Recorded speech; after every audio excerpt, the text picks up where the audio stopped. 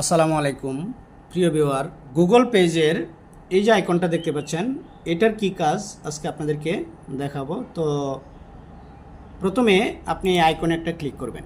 Click করার পর এইবার নিচের দিকে দেখতে পাচ্ছেন এখানে আপলোড এ ফাইল, এখানে ক্লিক করবেন। এখানে ক্লিক করার পর আপনার ডেস্কটপ বা ফাইলে থাকা যে কোনো একটি ছবি ওপেন করবেন। এই যে দেখতে পাচ্ছেন, এখানে ক্লিক করে তারপর ওপেনে ক্লিক করলাম।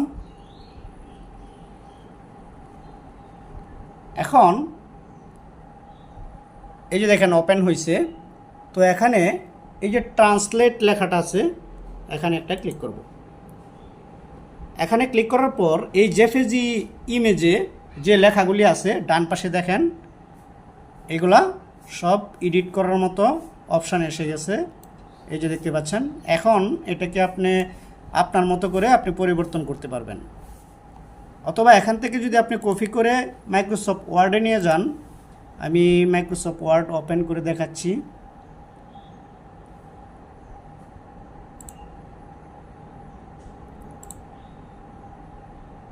এই যে দেখতে পাচ্ছেন, এখানে এনে আমি এটাকে যদি পেস্ট করে দেই, দেখতে পাচ্ছেন পুরো লেখাটাই পেস্ট হয়ে গেছে।